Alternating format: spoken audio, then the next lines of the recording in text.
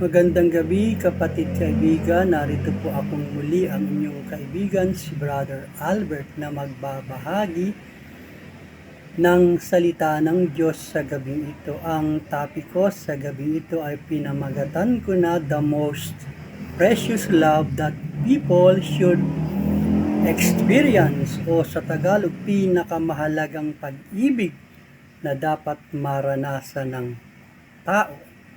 Kapatid kaibigan, tatalakayin ko ang paksang ito dahil napapanahon sapagkat ngayon ay buwan ng mga puso.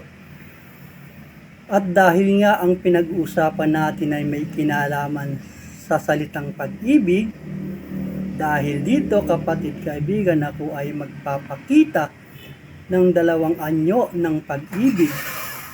At ito ay pag-ibig ng tao sa tao at ang pag-ibig naman ng Diyos sa tao. Kapatid kaibigan, unahin nating talakayin ang pag-ibig ng tao sa tao.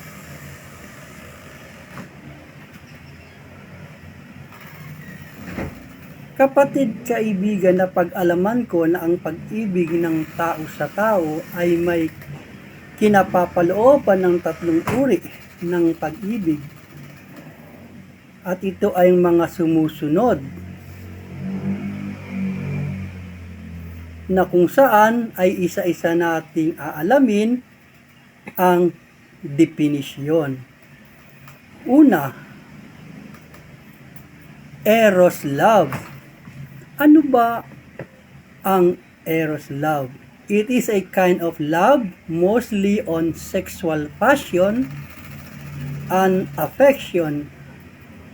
Love to opposite gender.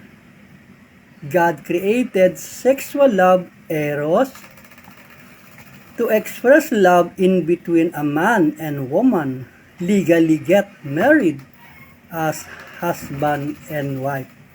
Yan po ang definition ng eros.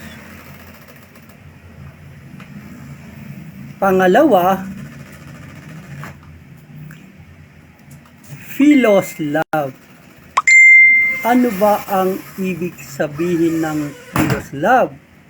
It is a kind of friends love, an intimate friendship between people who share their thoughts, interests, and activities. God created us to be connected, to make friends of many, if possible. Pangatlo, storge love. It is a Greek word that means love of affection. It's often used to describe the natural love between us family members, such parents and children, sibling, and other relatives. Kapatid, kaibigan, yan ang tatlong uri ng pag-ibig ng tao sa tao na ating diniskas. Darako na tayo sa pang-apat.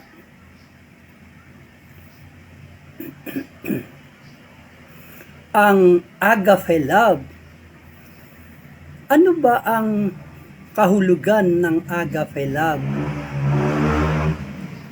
It is the highest form of love, and it was described in the book of John, chapter 3, verse 16, where the Father sees love of God for human as well as the human reciprocal love for God. Ito ay inilalarawan sa aklat ng John, chapter 3, verse 16, kung saan ang pag-ibig ng Diyos Ama para sa tao, pati ang tao kapalit ng pag-ibig para sa Diyos. Kapatid kaibigan, na-discuss na natin ang iba't ibang uri ng pag-ibig ayon sa kani-kanilang taglay, na katangian at kaibahan, na kung saan ito ay isa-isa nating tinalakay, na ang eros ay tumutukoy sa opposite gender, Ang philos love, ito naman ay tumutukoy sa pag-ibig magkaibigan. At ang storge love, ito naman ay tumutukoy sa pag-ibig sa pamilya, ng ina sa anak, ng anak sa ina, at sa mga sibling. Agape love, ito naman ay may kinalaman sa pag-ibig ng Diyos Ama sa sangkatauhan.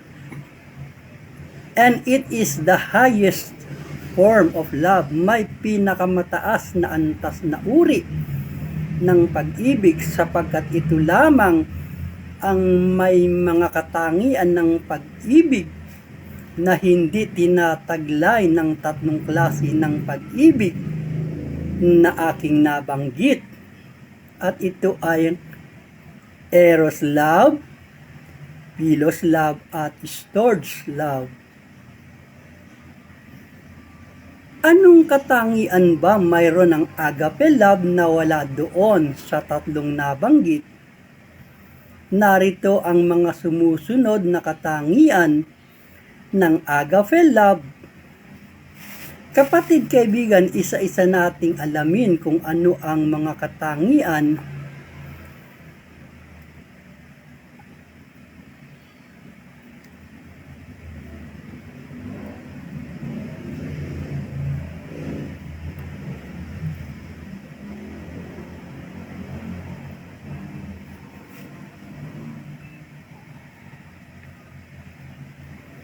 na wala doon sa tatlong nabanggit. Narito ang mga sumusunod na katangian ng agape love. Kapatid kaibigan, isa-isa nating aalamin kung ano ang mga katangian ng agape love.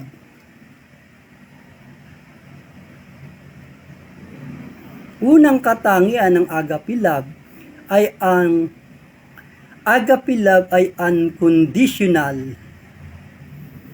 Ano ba ang sinasabi sa unconditional love?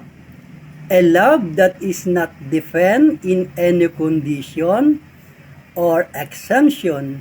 Kapatid, kaibigan, sa palagay ba natin, mayroon ganyang katangian ang bawat klase ng pag-ibig na nabanggit? Ang una pong nabanggit na pag-ibig ay eros love, na ito ay tumutukoy sa opposite gender, na alam naman natin na sa ating kasalukuyang daigdig na sino mang lalaki o babae naghahanap ng kanyang magiging lifetime partner ay may mga katangian na hinahanap.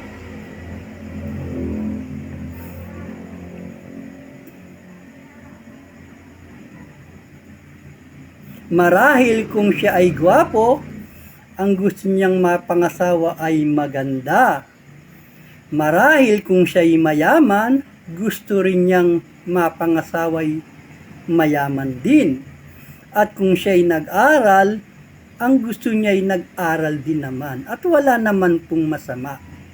Kaya nga dito pumapasok na ang pag-ibig ng tao sa tao na eros ay may mga kondisyon at katangian na hinahanap ayon sa ating ipinakitang ilustrasyon.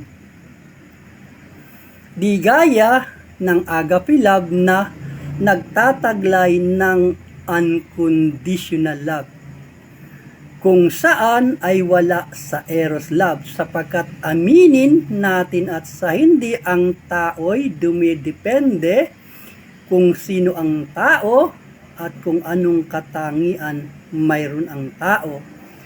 Kaya nga po ang kasagutan po ay hindi tinataglay ng eros love ang unconditional love. Ito po ay masusumpungan lamang sa agape love. Ang pangalawang katangian, unlimited love. Yan po ang pangalawang katangian ng agape love, ang unlimited love. Ano ba ang ibig sabihin ng unlimited love? Ito po ang sabi, a love without boundaries or measurement. Kapatid kaibigan, ito'y hindi rin tinataglay sa tatlong klase ng pag-ibig na nabanggit sapagkat ang philos love ay tumutukoy sa pagmamahal ng magkaibigan na kung saan ito ay may mga boundaries. Bibigyan ko po kayo ng isang halimbawa na kadalasan na ito ay pinapayo ng mga magulang sa kanyang mga anak na nakikipagkaibigan magkaroon ka ng boundaries. Huwag lahat ng lihim mo ay sinasabi mo sa kanya kahit pa siya ang pinakamatalik mong kaibigan. Sapagkat ikaanya, kapag dumating ang panahon na kayo ay nagkasira at nagkagalit, ang matalik mong kaibigan ay siya ring magiging mortal mong kaaway. At totoo naman po yan ay nangyayari. So dito ay matutukoy na ang philos love ay wala ring taglay ng katangiang mayroon ng agape na nagtataglay ng unlimited love. Di gaya ng philos love na may boundaries. Mahal lang kita kapag mahal mo ako, pag hindi na quits na tayo. Ganyan po ang pag-ibig na pinapalooban ng philos love. Kapatid kaibigan, darako na tayo sa pangatlo at panghuling katangian ng agape love. Pangatlong katangian ng agape love ay ang steadfast love. Ano ba ang kahulugan ng salitang steadfast love?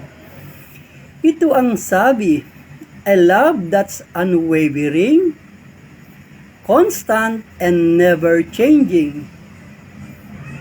Palagay niyo po ba, kapatid kaibigan, tinataglay po ito ng storge love, na ang storge love ay pinatutungkulan ng pagmamahal ng magulang sa anak, ng anak sa magulang, sa mga sibling at mga magkakamag-anak. Aminin natin at sa hindi, may mga pagkakataon na kapag ang magmamagulang at magkakamag-anak ay nagkaroon ng problema, lalo na sa usaping may kinalaman sa mga masasamang ugali na nag-uugat dahil sa hatian ng mana. May mga pangyayari na may lumilitaw na sakim sa pamilya at magkakapatid o sa kamag-anak, hindi ba't dumarating sa punto na halos itakwil ng kamag-anak ang kanilang kamag-anak at ang anak at magulang, ano pat halos magsumpaan? Ang nagiging dahilan ay ang masamang gawain at ugali na nagbubunga ng pagkakalayo ng magkakamag-anak at magmamagulan. Iyan po kaibigan kapatid ay pasar sa mga mata natin na minsan ay nakakasaksi tayo ng ganyang pangyayari. Kaya nga po ang storge love ay hindi kinapapalooban ng steadfast love sapagkat ang steadfast love ay hindi nagmamaliw, hindi nawawala, constant, never changing. Kapag ang magkakabaganak po ay nagkaproblema at nagkagalit, nababago na po ang pagtingin ng magkakamag-anak. Kaya nga po hindi kinapapalooban ang storge love ng steadfast love sapagkat hindi nananatili talaga, hindi naman talaga nananatili ang pagtingin ng anak sa magulang at ng magkakamag-anak. Ito'y nakadepende sa inasal ng anak sa magulang at ng magkakamag-anak. Kaya ang storge love ay wala pong taglay na steadfast love, sapagkat ang storge love ay hindi constant, nababago. Ito ay depende sa sitwasyon at pangyayari sa inaasal ng tao. Kapatid, kaibigan, tinalakay ko ang paksang ito hindi para pawalang halaga ang tatlong klase ng pag-ibig na eros, philos at storge. Sa halip ay para maipakita ang kahigitan at kaibahan ng agape love at tuloy ay mainggan o mahikayat ang bawat isa na maranasan nila ang agape love, na kung saan ay nagtataglay ng katangian na wala doon sa tatlong klase ng pag-ibig na nabanggit. At narito ang katangian, mayroon ang agape love. Hindi nakadepende kung sino ka at ano ka para mahalin. Walang hangganan ang pag-ibig, hindi sinusukat ang kakayahan, at magagawa ng tao. Hindi nagmamaliw ang pag-ibig, laging nandiyan, hindi nagbabago. Sa halip ito'y nananatili anuman uri ng sitwasyon at kalalagayan mayroon ang tao. Yan po mga kapatid kaibigan, ang tatlong katangian meron ng agape love na wala doon sa tatlong pag-ibig na nabanggit. Kapatid kaibigan, yan ay napakagandang katangian na taglay ng agape love, kung saan ang pinakamataas na antas at uri ng pag-ibig, sapagkat ito'y pag-ibig na nagmumula sa Diyos. Kapatid kaibigan, bago ako magwakas, gusto ko lang mag-iwan ng katanungan. Gusto mo bang maranasan ang may pinakamataas na antas ng uri ng pag-ibig, maliban sa tatlong uri ng pag-ibig na marahil ay naranasan mo na? Kung ganon, si Kristo ay tanggapin mo sa buhay at puso mo, na siya lamang ang makapagbibigay ng pag-ibig na hindi kailanman maibibigay sa iyo ng tatlong uri ng pag-ibig na nabanggit dito, na ito ay ang eros love, philos love at storge love.